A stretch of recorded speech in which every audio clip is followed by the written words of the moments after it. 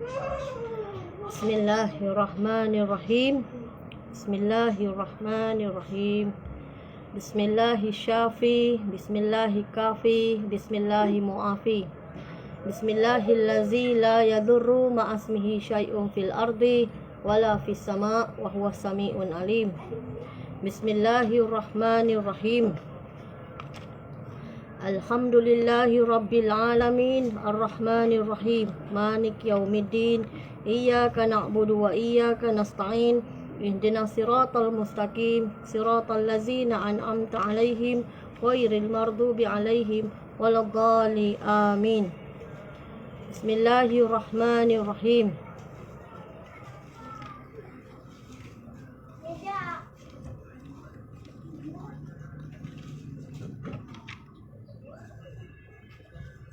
Subhanallah wa bihamdihi wa ada khalfihi wa ridha nafsihi wa zinata arsy wa midada kalimatih. Bismillahirrahmanirrahim. Rabbana walakal hamdan katsiran thayyiban mubarakah fihi mubarakah alaihi kama yuhibbu rabbuna wa yarda. Bismillahirrahmanirrahim.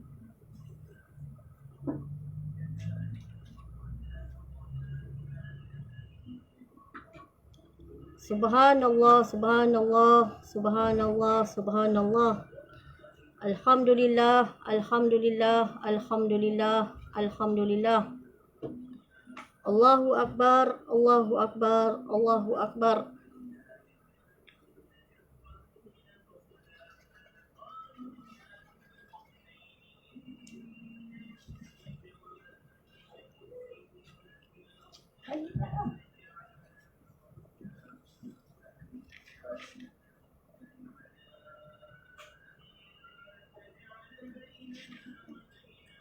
Allahumma antas salam, Allahumma antas salam wa minkas salam wa ilaika ya'udus salam, fahayyi lana rabbana bisalam wa adkhilnal jannata daras salam, tabarakta rabbana wa ta'alaita ya zal jalali wal ikram. Allahumma la mani'a lima a'taita wa la mu'tiya lima mana'ta wa la radda lima qadaita wa la yanfa'u zal jadda minkal jaddu. Allahumma a'inni ala zikrika wa syukrika wa husni ibadatik. La ilaha illallah wahdahu la syarikalah. Lahul mulku wa lahul hamdu yuhyi wa yumitu wa huwa ala kulli syai'in qadir. La ilaha illallah wa la na'budu illa iyyahu. Lahu ni'matuhu wa lahul fadlu wa lahu sana'ul hasanah. La ilaha illallah mukhlisina lahuddin walau karihal kafirun. Subhana man la ya'lam qadaruhu khairuhu wa la yablughul wasifuna sifatah. Subhana rabbiyal aliyyal a'lal wahhab. Okey. Saya sambungkan clue daripada mimpi saya semalam. Saya percepatkanlah ya daripada semalam kerana saya takut diganggu oleh macam semalam lah. Dan kalau boleh minta share-share lah, supaya boleh memberi manfaat kepada yang lain. Saya ambil masa lambat sikit pasal saya ada kerja hari ni. Sudah makan sarapan belaka ke? Saya pun baru lepas makan sarapan je tadi. Okey, bismillahirrahmanirrahim. Saya nak cerita keluar dekat sini. Masa huru-hara ya di Malaysia, masa tu ramai orang cari saya. Masa tu saya dah tak peduli dah cerita-cerita berkaitan dengan mimpi saya ni. Saya nak bercerita, saya tidak bercerita dah. Masa tu saya nak bagi tahu, Allah gambarkan kepada saya dalam mimpi saya. Saya mencari kucing. Kucing dengan perkataan, saya guna perkataan saya nak ambil kucing ni, nak bawa sekali kerana takut Allah Ta'ala lepaskan Ya'juj Ma'juj dia. Jadi saya memang nak bawa kucing tu lah. Ada yang gentak-gentak tangan saya sampai jatuh kucing-kucing saya. Maka saya ni larilah kejar balik kucing saya. Dan abang saya cakap dengan saya, abang saya Abdul Jamaluddin cakap dengan saya, Tak payah ambil lah kucing tu, dia tahu selamatkan diri dia. Dan dia tahu macam mana nak selamatkan diri dia, kata abang saya. Masa dalam mimpi saya sebelum kita nak berangkat pergi keluar daripada Malaysia ke tempat lain. Ada orang tanya saya juga semalam, apa terjadi kepada negara-negara yang kita tidak sebut. Semua itu hancur lebur juga. Semua itu hancur lebur. Dan orang tanya bahagian tentangan yang macam mana bom tu dilancarkan kepada kita. Bahagian berhadapan. Maksudnya kalau di Johor berhadapan dengan Johor. Kalau di Pahang tu berhadapan dengan Pahang.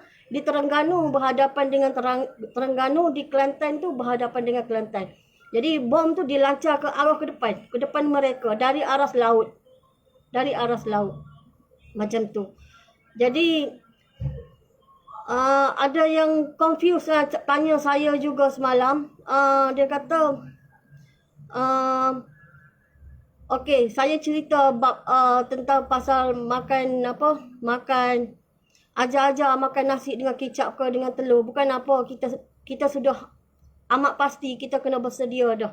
Cuba belajar lah. Belajar. Okey, satu lagi saya nak cerita masa di atas gunung yang tinggi tadi. Masa di atas gunung, tapi masa tu saya sudah meninggal. Dan masa di atas gunung, saya sudah meninggal dan saya sedar di atas sirat Allah Subhanahu Wa Taala. Masa di atas sirat tu, masa saya menjerit Allahu Akbar, saya tak boleh nak bergerak kerana saya takut. Tapi malaikat pengiring kata berjalan saja dan malaikat pengirim kata sikit saja cubaan ni, berjalan saja. Okey, kita berhenti kat situ, kita sambung balik. Masa malaikat kata disuruhkan saya duduk di atas, saya tambah lagi semalam yang saya lupa nak cerita. Dia kata masa aras bergegar-gegar tu, masa saya ungkit kepada Nabi Adam tu, masa saya ungkit, saya kata kalau nak bakar Nabi Adam lah. Masa tu telah pun berlaku kiamat di dunia. Masa tu. Okey. Dan dia cakap, dia bagi tahu saya lagi, bagi gambaran kepada saya. Di saat saya nak mati di atas gunung berbatu yang tinggi sambil menadah tangan, di saat itu juga Allah menggerakkan bumi dia, menghancurkan segala yang berkaitan dengan kepandaian manusia atas muka bumi. Maksudnya, dia perumpamaan kepada saya, dia cerita macam ni, malaikat pengiring cerita. Contoh dia, sekiranya pohon kelapa yang kamu biasa naik masa kecil dahulu, lebih tinggi daripada pohon kelapa, pohon kelapa, sekiranya lebih tinggi daripada pohonnya, semua bangunan atas muka bumi ni Allah runtuhkan. Bukan itu saja. Dia kata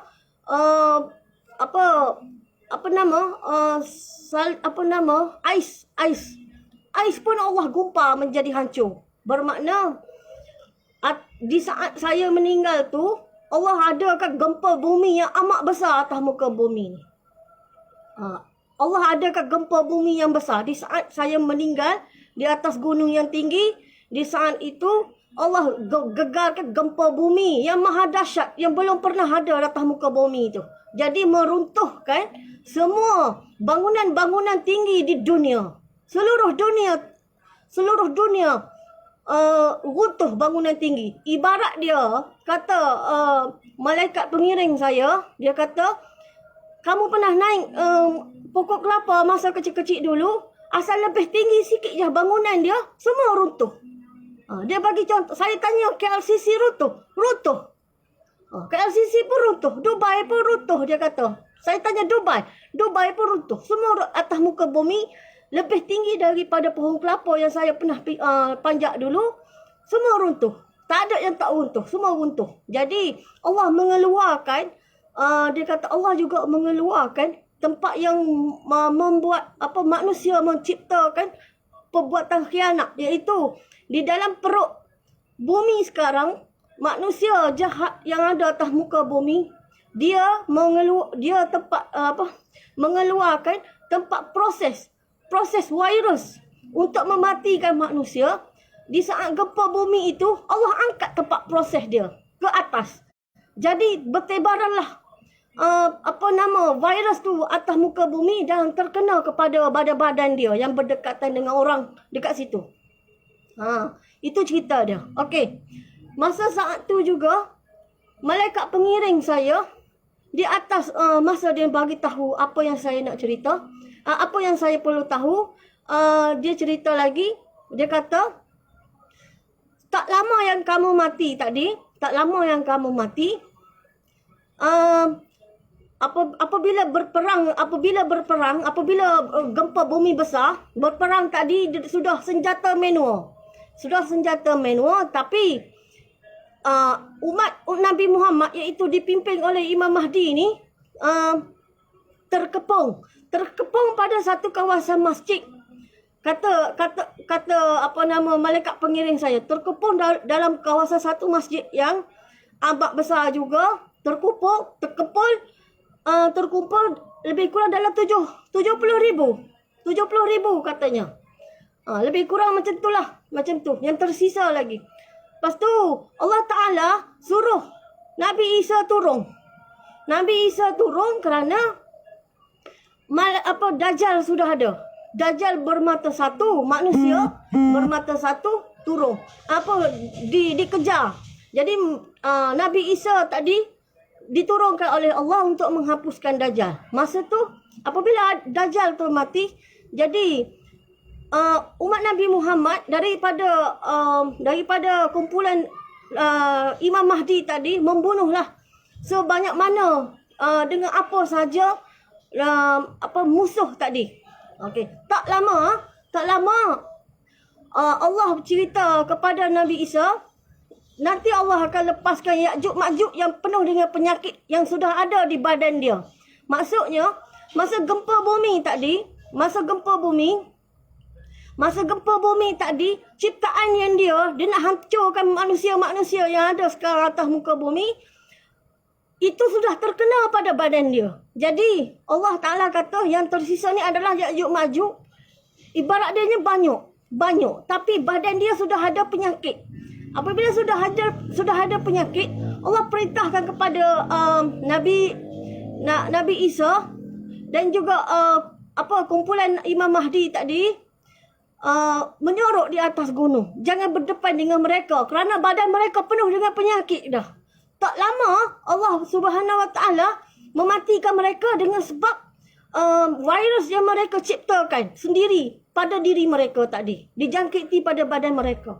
Allah ada juga semalam orang tanya saya, dia cerita, kenapa tak sebut Arab Saudi ataupun negara-negara Islam yang lain? Dengar sini baik-baik ya. Kita ni tak sempat lagi nak berperang dengan mereka, tapi kita sudah berperang dengan jiran kita iaitu Filipina. Kita berperang dengan mereka dan kuncu-kuncu yang tolong support daripada Filipina tadi menghentam kita. Macam tu. Jadi secara tidak langsung ada orang kata Turki dengan Pakistan bagaimana? Saya digambarkan Turki dengan Pakistan tadi ibarat kilat sambung menyambung. Saya tidak faham perkataan itu. Kena cari orang yang warak lah. Tanya dia penerangan yang bagaimana. Kerana saya pun ilmu tak cerdik. Macam kalau saya tanya habis, mustahil. Pasal saya tidak terlintas di fikiran saya pun. Okey. Yang saya nak cerita tadi, Ya'juj Ma'juj tadi, dia datang tadi dengan sekumpulan yang ramai. Tapi dia datang tadi, penyakit dia yang Allah sudah lekat kepada dia, tangan-tangan dia yang menciptakan virus dia sendiri melekat pada badan dia. Sebabnya, masa berlaku gempa bumi, Allah timbulkan penyakit itu terkena kepada puak-puak mereka. Puak-puak Ya'juj Ma'juj sendiri. Ya'juj Ma'juj ni manusia juga. Jadi terkena pada dia yang virus yang dia nak bagi kepada kita. Dan terkena kepada dia. Itu cerita dia. Dan apa lagi ya? Stop. Mana yang tak faham lagi? Boleh tanya. Kok ada soalan ke? Yang mana tak faham? Boleh tanya saya. Okey. Lagi satu. Dia kata apabila benda ni semua Yajuj Majuj tadi dimatikan oleh Allah dengan cara tersendiri, Allah jugalah membersihkan sisa-sisa bangkai mereka tadi. Jadi Allah bersihkan. Jadi apa yang ada masa tu, apa yang ada apa manusia yang tersisa daripada kumpulan Imam Mahdi tadi, mereka hidup. Jadi masa tu manusia pun tak ramai dah atas muka bumi. Mereka hiduplah meneruskan. Masa tu teknologi pun dah tak kuat pasal gempa bumi besar tadi meranapkan semua dah. Sesudah saya meninggal di atas gunung yang tinggi, gempa bumi tu menggoncangkan seluruh dunia. Ibarat dia di kutub ais tu, Allah hancurkan ais tu macam ais yang kita kisah. Orang kata apa, ais yang tebal tu Allah hancurkan. Di situ pun Allah dah hancur macam tu. Bayangkan kalau kita ni di atas darat yang memang dah tanah, Allah kisahkan. Masa tu Allah Ta'ala kata, malaikat pengirim bagi gambaran kepada saya. Masa tu Allah buat dunia ni yang mana tersisa keadaannya huru-hara dengan kesakitan merata-rata. Mayat yang tidak mengikut mencari Imam Mahdi pun merata-rata. Dan juga kelaparan di mana-mana, cukup lapar. Tak lama selepas itu ada dukhan. Lepas ada dukhan, masa tu kebulu lapar, tak ada makanan. Lepas ada dukhan, lepas tu baru ada Dajjal. Masa saya dekat sini adalah setelah saya meninggal di atas gunung berbatu yang tinggi, oleh bom yang amat besar, ya, sambil mendadah tangan dipermudahkan urusan kami, akhirat kami. Jadi Allah guncangkan dunia ni. Apabila Allah guncangkan dunia ni, masa tu orang yang musuh pada Islam, mereka sudah tidak menggunakan senjata yang orang kata apa, bom yang boleh petik lah maksudnya. Mereka guna manual dah. Mereka menggunakan manual. Masa itu tim Imam Mahdi dah boleh melawan orang kata musuh-musuh Islam tadi dengan senjata manual. Masa tu. Masa kami tadi, sebelum kematian saya, bukan senjata manual ya, senjata automatik lagi. Setelah saya mati, mereka guna senjata manual. Sebab Allah sudah gemparkan dunia ni. Apa yang ada automatik atas muka bumi ni, air ke, api ke, secara automatik tak ada.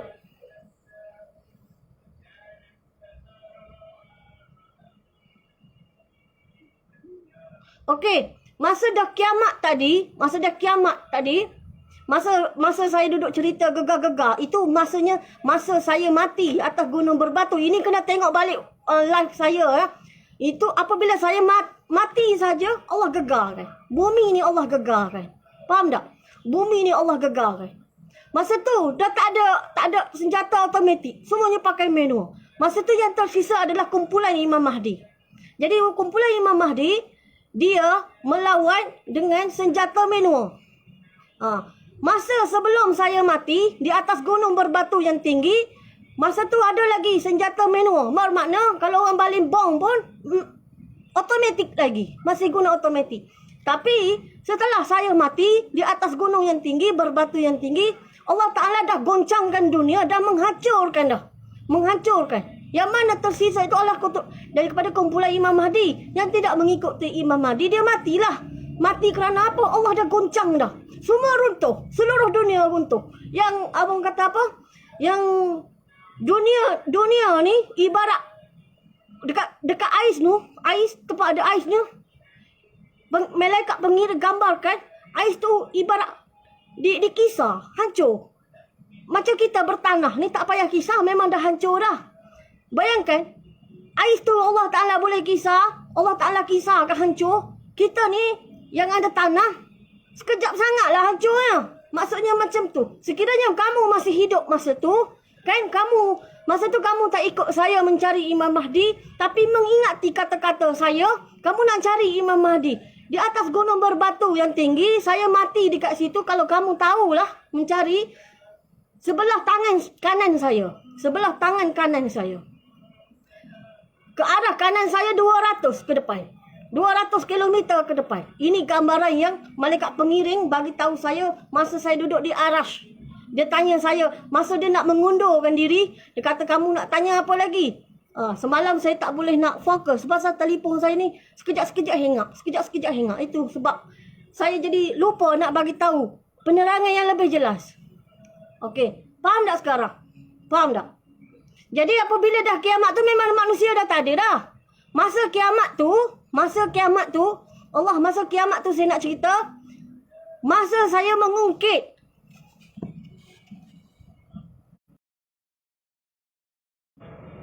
masa nak kiamat tu, Allah Ta'ala, saya mengungkit. Kalau nak bakar-bakar Nabi Adam, kan saya cerita. Masa tu, bergegar-gegar Arash. Bergegar-gegar. Saya menjerit-jerit kalau nak bakar-bakar Nabi Adam. Kalau nak bakar-bakar Nabi Adam. Nabi Adam lah punca dia. Masa tu lah, Allah gumpalkan bumi ni. Tahu tak? Jadi, kamu kena tengok live saya yang sebelum ni. Ini saya cuma cerita clue aja. Saya cerita clue. Clue supaya kamu ni faham. Kalau kamu tak faham macam mana? Ya, mesti kamu fikir, tu macam mana? Ni macam mana? Ni saya ni perjalanan mimpi yang terakhir ni. Perjalanan mimpi yang terakhir supaya kamu ni faham. Supaya kamu ni faham. Sekarang pun kamu dah pening. Kamu dah pening dengan dugaan yang ada sekarang. Apa yang saya nak cerita ni nak suruh kamu ni faham. Tidak keliru masa akan datang yang kita nak lalui sekarang ni. Faham tak? Nampak? Masa saat saya ni nak meninggal, dan saya meninggal, Allah dah goncangkan bumi ni hancur lebur. Ibarat dia ais tu dikisar. Ketinggian dia, malaikat pengiring kata, saya ni ibarat panjat pokok. Masa saya kecil saya panjat pokok kelapa, lebih tinggi daripada pokok kelapa. Semua runtuh. Tak kira lah bangunan apa-apa pun atas muka bumi ni, semua runtuh. Dan virus yang mereka pegang ni, di dalam bumi Allah keluarkan. Jadi mereka yang terkena virus-virus ni, yang mencipta virus tu sendiri, yang kena virus ni pada badan mereka. Nampak? Jadi sebab itulah Nabi Isa tidak perlu memerangi Ya'juj Ma'juj tadi. Nampak? Kerana badan mereka penuh dengan virus. Dia mati dengan cara tersendiri melalui ulat-ulat Allah Ta'ala tadi. Mereka ni sombong. Dia kata dia menciptakan. Yang menciptakan virus itu, menghidupkan virus itu Allah Ta'ala. Tapi dia sombong. Macam itulah maksud dia. Nampak? Boleh tanya? Nak tanya? Nak tanya apa?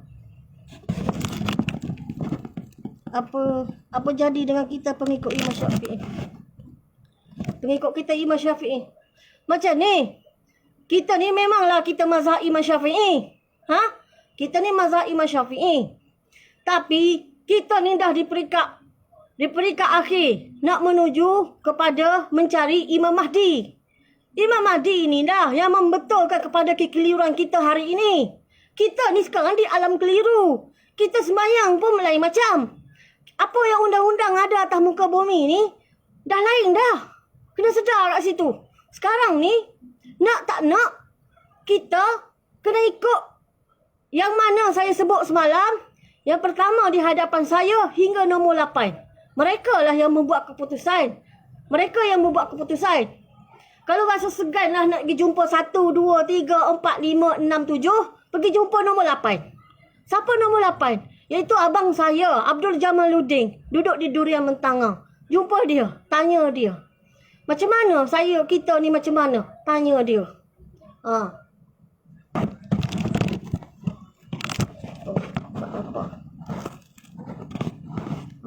Okey? Nampak?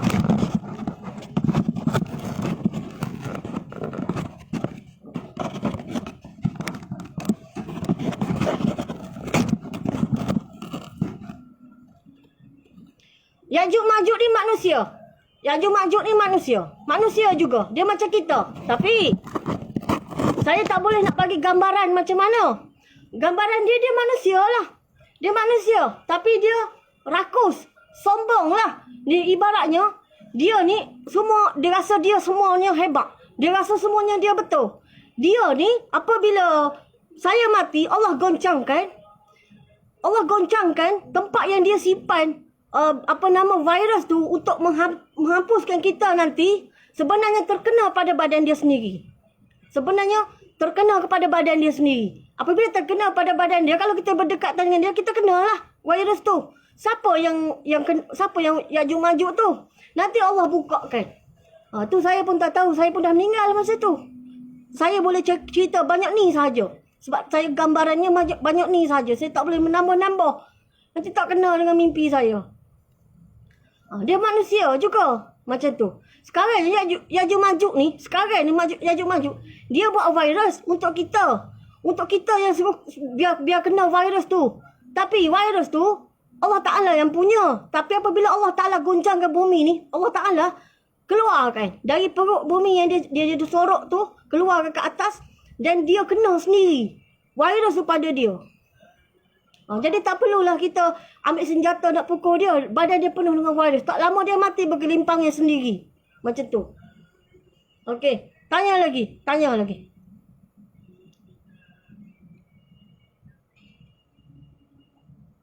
Nak tanya apa? Biar sampai habis. Biar sampai habis tanya. Okey, saya nak menggambarkan juga akan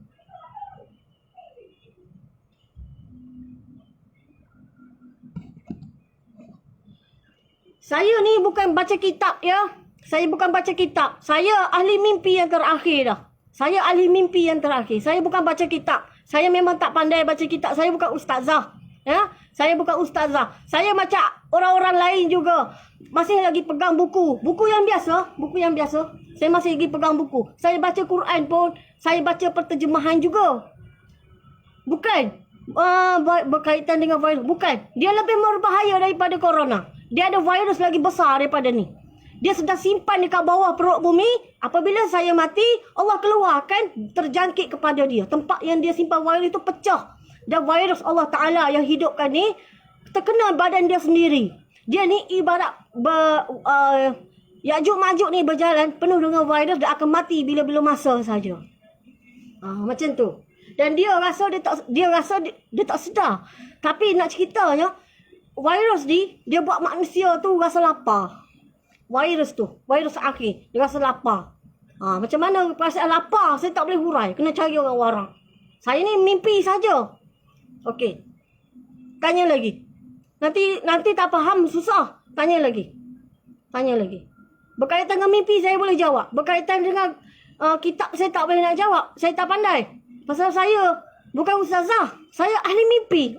Saya cuma mimpi saja. Tanya. Okey, saya nak cerita masa huru-hara berlaku tu, rakyat di Indonesia, masa huru-hara ni besar, terlampau besar, mereka berenang masuk ke Selat Melaka. Mereka sampai berenang masuk ke Selat Melaka.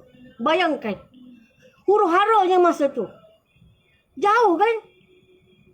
Indonesia dengan semenanjung Malaysia ni jauh. Tapi mereka berenang datang sini. Ada lagi orang tanya, kita kena ikut ke yang saya sebut nama tadi? Ya, kena ikutlah. Setiap nama yang saya sebut tadi, mereka ada 10 bendera. 10 panji. Jadi dia yang atur. Macam mana dan bahagian mana. Dia yang atur. Okey, kalau misalnya kata sekarang ni apa yang saya kena buat? Kau dah rasa keliru sangat dah. Dah rasa macam susah hati. Nombor 1 hingga nombor 7 kamu susah nak jumpa. Kamu pergilah jumpa nombor 8. Nanti dia bagi tahulah. Itu Allah dah tetap daripada dia.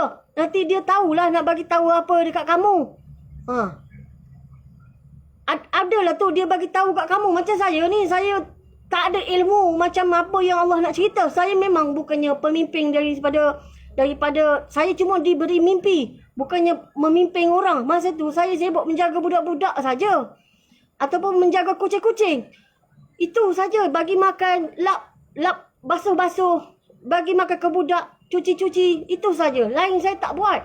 Yang membuat benda ni, okey, orang tanya, kenapa yang depan tu terlampau muda? Muda sangat yang depan tu. Saya tidak tahu. Tapi saya nak cerita, nombor 1, nombor 2 dan nombor 3. Tadi nombor 4. Dan nombor 5. Mereka ni bahagian perang. Mereka ni bahagian perang. Begitu juga dengan nombor 7. Mereka ni bahagian perang. Kecuali Dr. Zakir naik dengan abang saya. Dia bahagian emosi manusia. Bahagian emosi dan juga kesakitan manusia.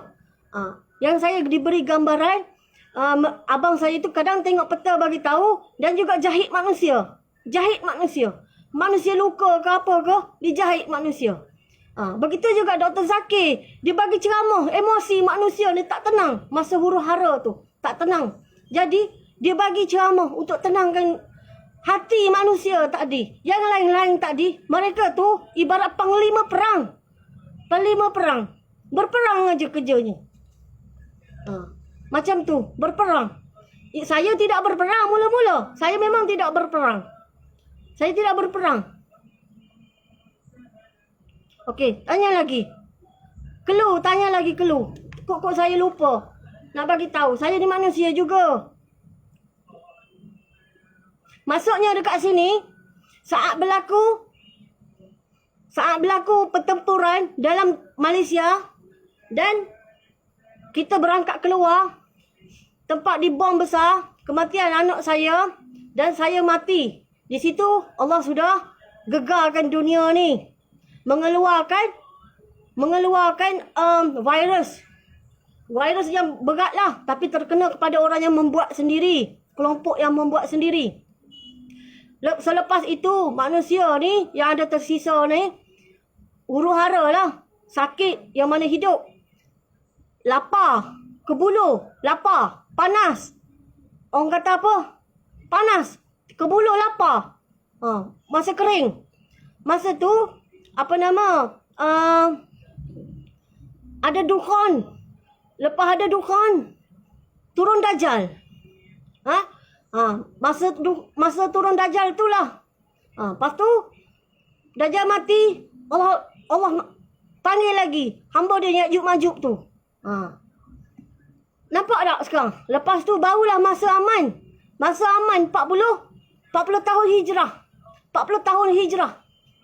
Masa aman 40 tahun hijrah. Kita dah berapa sekarang? Kita dah 42.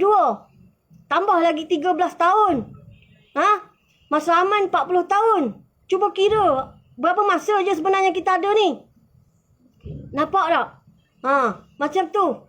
Jadi dekat sini saya nak bagi tahu, kita juga ada masa kering, iaitu masa ujian Dajjal. Masa ujian Dajjal tu kita ada juga masa. Kena cari tok guru lah. Kena cari orang alim yang boleh faham benda-benda macam ni. Saya tak erti. Saya boleh bagi gambaran saja. Maksudnya nak berlaku kepada orang tanya mana kiamat. Kiamat kadilah. Kamu kena tengok saya punya live yang pertama. Masa lalu atas sirat. Lepas tu masuk ke dalam neraka Allah. Lepas tu saya naik ke syurga Allah. Saya ulang alik. Masa bergegar aras, masa saya ungkit. Kalau nak bakar Nabi Adam lah. Saat itulah kiamat. Dunia panggil malaikat pengiring kata manusia panggil kiamat. Kami panggil Allah gumpal kan. Masa itulah.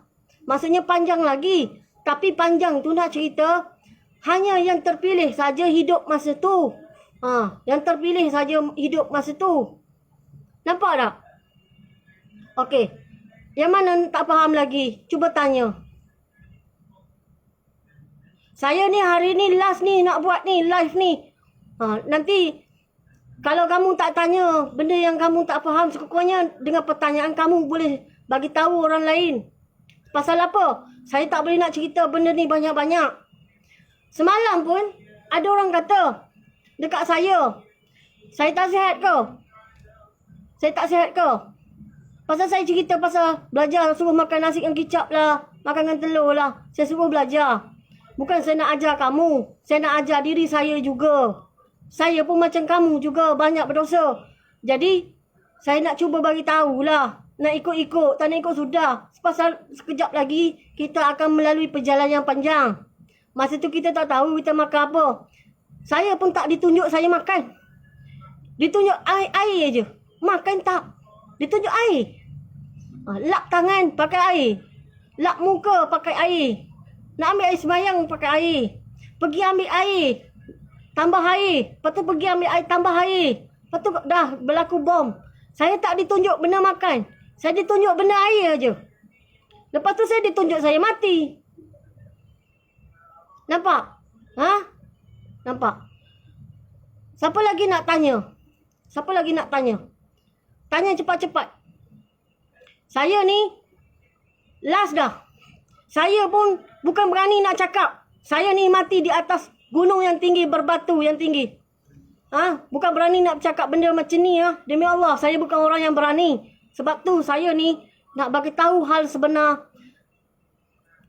Saya nak bagi tahu hal sebenar. Saya ambil masa. Okey.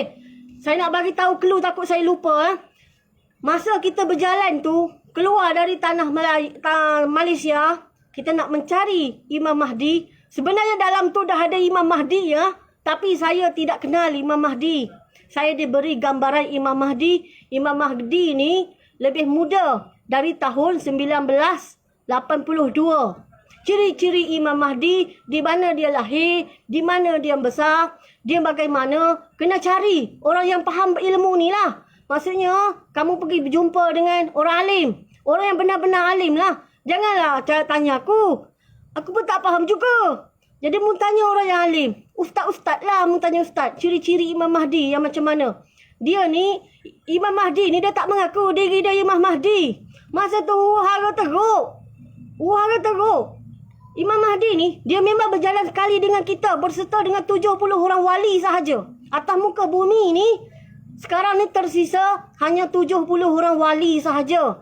Wali ni dia tak mengaku diri dia wali. Imam Mahdi juga dia tak mengaku dia ni Imam Mahdi.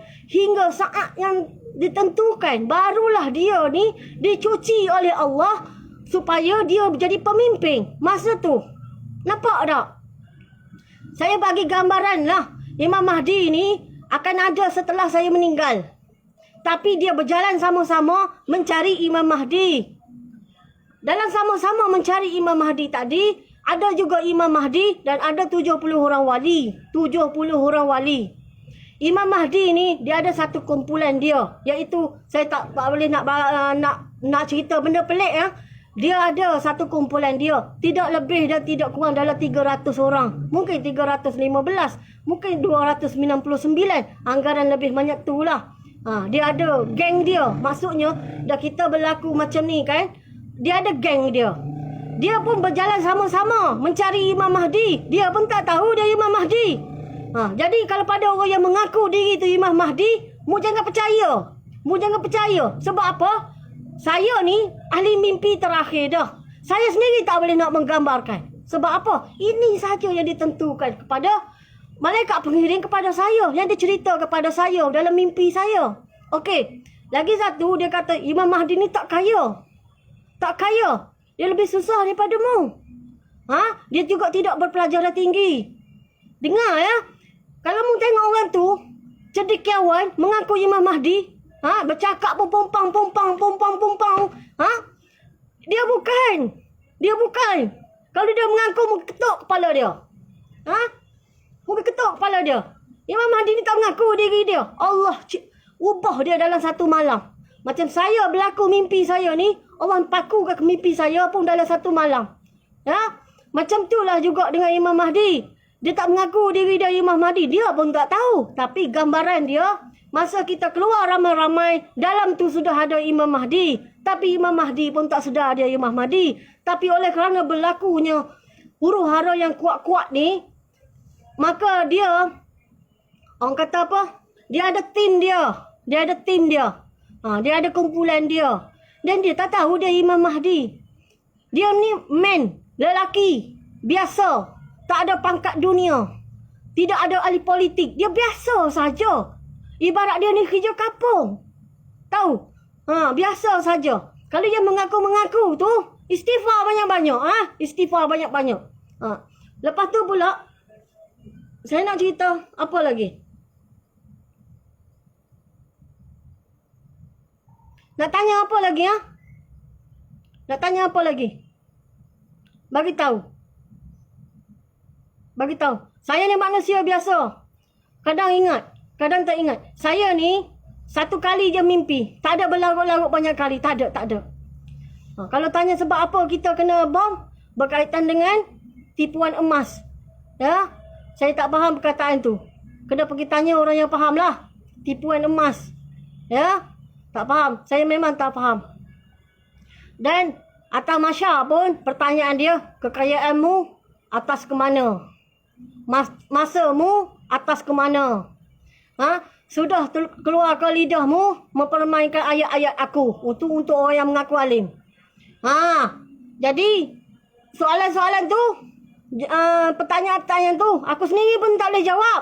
Aku belajar macammu juga. Aku pun belajar macammu juga. Jadi saya ni nak cerita, saya ni cerita apa yang ada dalam mimpi saya sahaja. Tidak lebih dan tidak kurang. Kalau kurang tu saya minta maaf lah. Saya pun ingatkan manusia juga. Lainlah kalau duduk berdepan dengan saya. Berdepan dengan saya jatuh saya. Betul saya cakap jatuh saya. Kita tengok syaitan kilap macam ni pun kita boleh rebah. Sebab tu saya nak cakap. Ada benda-benda yang kita boleh percaya. Ada benda-benda kita tak boleh percaya. Macam saya lah kan. Saya nak cerita. Masa saya kecil dulu. Saya selalu tengok manusia. Selalu bertukar-tukar. Sekejap bertukar macam ni. Sekejap bertukar macam ni. Tapi kita kena percaya Allah lagi. Apa yang kita tengok tu kerana Allah. Jadi kita jangan bangga benda-benda macam ni. Ini saya nak cakap dengan awak semua ni. Tentang mimpi saya. Dah akhir dah. Saya nak cerita. Jangan percaya benda-benda yang tidak nampak dengan mata.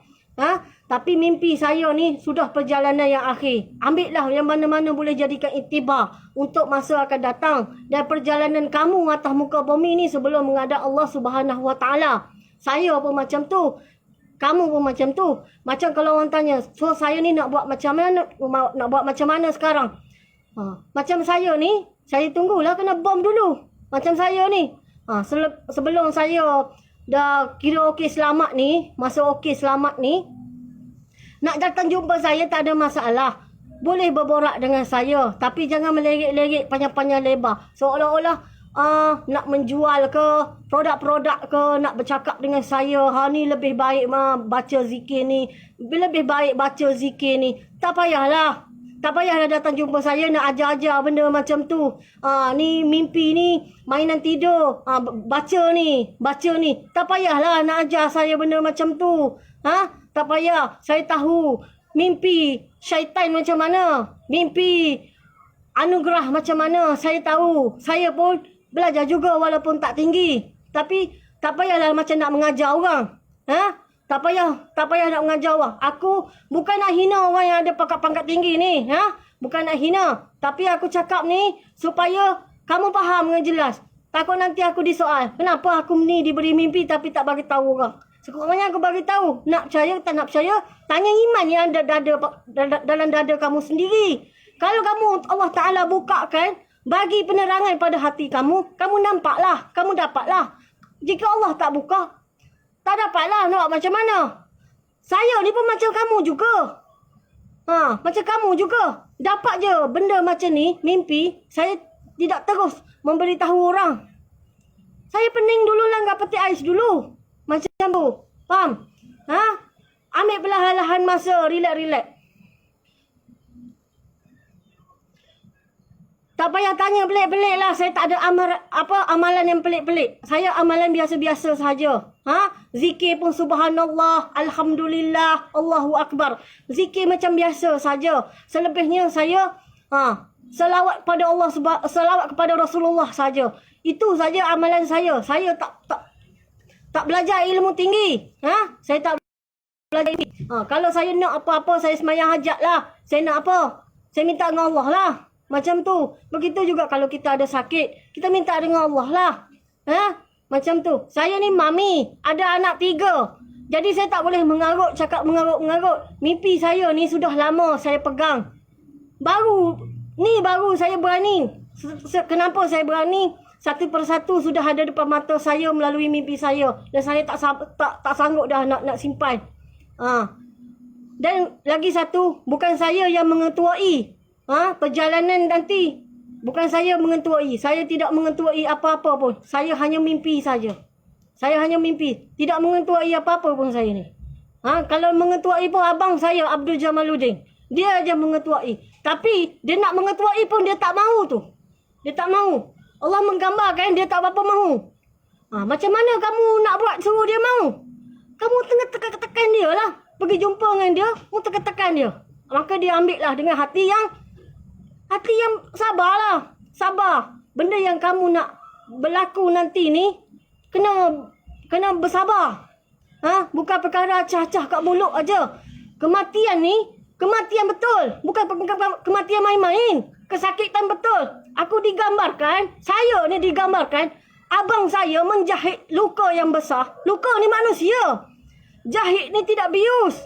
Jahit macam ni saja tau. Jahit. Menggigil orang tu dalam jahit. Luka yang besar. Okey.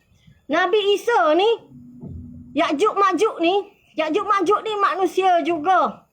Ya'juj Ma'juj ni dia dah ada virus dia dah. Sebelum berhadapan dengan nak mencari nak mencari Nabi Isa. Dia sudah pun dia ada virus. Macam mana dia dapat virus? Apabila saya mati di atas gunung yang berbatu yang tinggi, sambil menadah tangan, Allah gegarkan dunia ni. Ibarat dia, ni malaikat kata, ibarat dia ais tu dikisar. Bumi kita ni yang ada tanah ni, bertanah ni, hancur. Bangunan-bangunan tinggi seperti saya panjat pokok kelapa, lebih tinggi daripada pokok kelapa yang saya panjat waktu kecil dulu, semuanya hancur. Semuanya hancur. Jadi masa tu setelah saya mati, manusia sudah pakai senjata manual. Masa tu saya dah mati. Baru mati.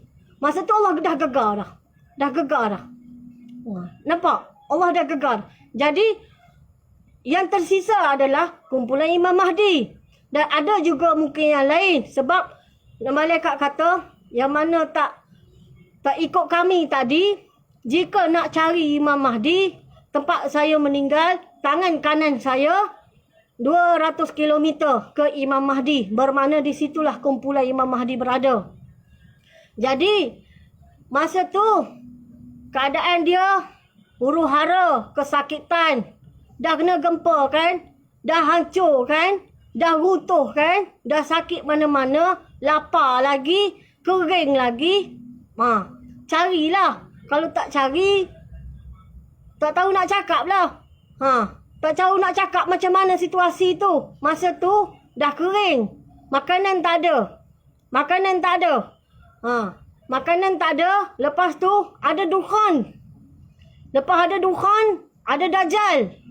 Lepas ada Dajjal, ada Ya'juj Ma'juj. Lepas Dajjal mati tu, ada Ya'juj Ma'juj. Lepas tu baru masa aman. 40 tahun hijrah. Ada masa aman. Nampak? Ada masa aman 40 tahun hijrah. Kita sekarang 42. Masa aman 40 tahun. Masa Dajjal turun berapa? Masa kering kontang tu berapa? Kering kontang tu bermaksud selepas gempa yang besar yang Allah gegar. Setelah saya ni mati di atas gunung berbatu yang tinggi. Nampak? Tanya lagi. Tanya. Last ni saya nak buat live ni. Last ni.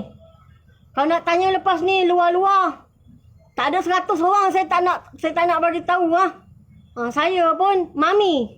Banyak kerja saya nak buat juga dekat rumah ni. Live saya ni tolong share lah. Live saya ni kalau siapa-siapa yang pandai, tolonglah bagi sari kata. Mimpi saya ni bukan untuk yang saya bercakap bahasa Melayu saja, tapi seluruh umat Nabi Muhammad di seluruh dunia yang ada sekarang ni.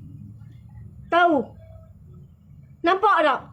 Untuk umat Nabi Muhammad di seluruh dunia yang boleh mengenal Allah Muhammad. ataupun la ilaha illallah Muhammadur Rasulullah yang boleh ucap ni untuk mereka. Apabila kamu share, kamu beri manfaat kepada mereka, bermakna kamu ada pahala untuk diri kamu, insya-Allah. Okey, tanya lagi. Tanya.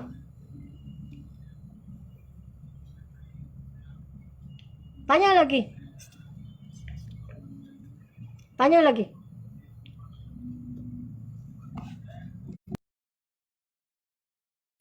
Dah nak pending-pending dah. Nak ulang-ulang dah. Okey? Kalau dah rasa faham dah, kalau dah rasa faham dah, kita ni di pasar macam ni saja. Misalnya kata datanglah satu hadis. Satu hadis berkata, macam ni kiamat-kiamat. Kan saya sudah kata tadi, masa saya cakap dengan Allah Ta'ala, saya mengungkit, saya cakap, kalau nak bakar Nabi Adam, masa itulah, ya. Saya nak, Allahu Akbar. Saya pun dah hang up, saya tak tahulah kenapa, siapa yang buat benda ni. Okey, saya enlivekan dulu, ya. Saya enlivekan dulu, dengar baik-baik. Ya, kalau misalnya kata tak faham, ni nombor telefon saya di 0192947235. Macam tu. Ya. Tanyalah, tapi saya nak bagi tahu, tanyalah cara yang baik. Pasal saya pun manusia biasa. Ya. Apa-apa yang berkaitan, carilah orang yang tahu agama. Ya, wabillahi taufiq wa hidayah. Wassalamualaikum warahmatullahi taala wabarakatuh. Stop.